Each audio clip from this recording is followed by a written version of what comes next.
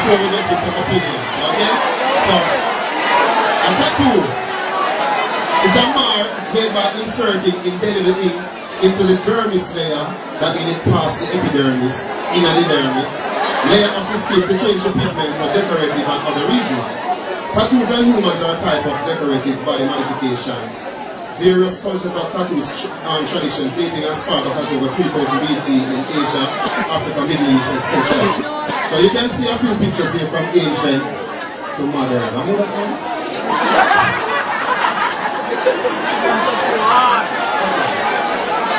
My fascination with tattoos came from my favorite rapper of all time, Tupac Amaru. And ever since I saw his thug life tats on his stomach, I decided to make my skin a living, breathing canvas for the visual arts. Okay? My skin marks, no pun intended, many milestones in my life and represent another form of expression for me. Example, the teardrops on my face is in memory of my close friends who have died. You can see the screen. My son's name on my arms represent their birth and celebrates their life. You have the Gaza tug on my knuckles. That represents, where's the Gaza tug, Carly? You're failing the PowerPoint. Anyway, the Gaza tug on my knuckles represent the community where I'm from, the nickname for the community, and on my chest I have love is pain. Love is pain. I don't know that. Yeah, forward. Yeah, there it is in the middle. Love is pain. This paradoxical phrase is symbolic in that it represents relationships that I have been in, where at times I have loved and lost, and also it signifies that the things that you love are the only things that can hurt you. Example, the death of a loved one as opposed to the death of a total stranger.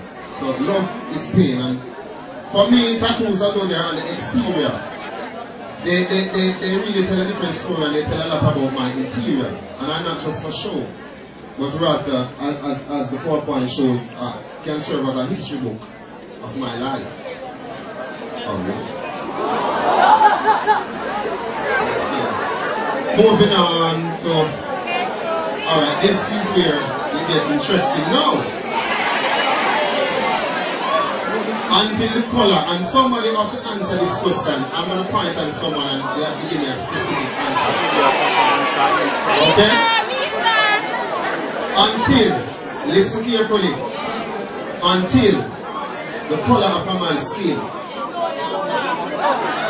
is of no more significance than the color of his eyes. Wow. Words made by His Imperial Majesty Haile Selassie was made popular by Bob Marley. What do you think His Imperial Majesty by this? You. No, sorry. What you say on answer the question? Until the color of a man's skin is of no more significance than the color of his eyes. Come on stage and answer this question, please. Let us show. Tell me your opinion, what you think? You look like, let us show please. You can come. No, you can come. The people need to hear your answer. Until the color of a man's skin is of no more significance than the color of his eyes. Wow. What do you think is Imperial Majesty? Until the color of a man's skin is of no more significance than the color of his eyes. Wow. What do you think is Imperial Majesty? Saying that a man has eyes, they can't.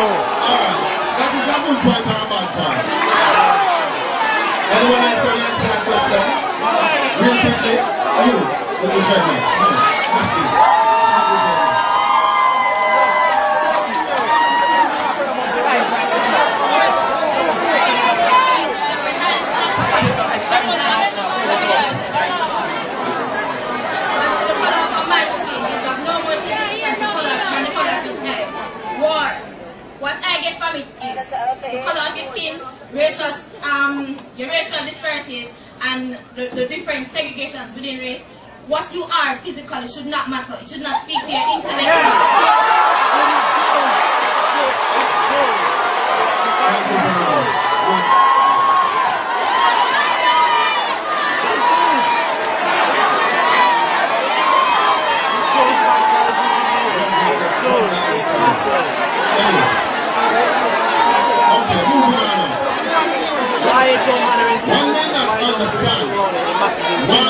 They not understand why I alter my skin and as such may formulate his or her opinions, many of which might paint me in a negative light, but they are, as I said before, mere opinions, not fact.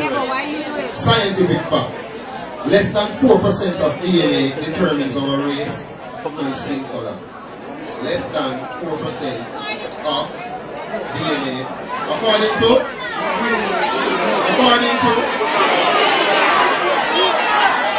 Google.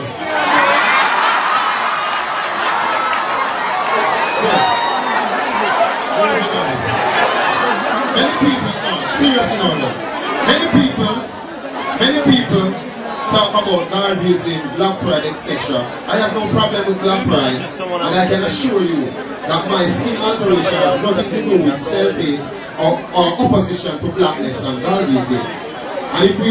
And if we should look into the issues of the black race as it relates to our advancement or non-advancement thereof worldwide, I think altering skin color would not be our biggest problem. Okay? I maintain that many appearance-altering practices that started out controversial and taboo are now widely accepted, and I'd like to give you a few examples. Black women straightening their hair and wearing wigs, weaves, and cosmetic surgery.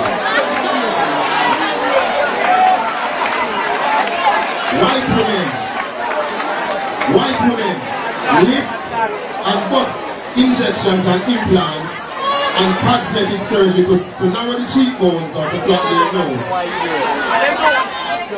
Bald men, hair transplants, and men in general, penis enlargements of which I am not a recipient.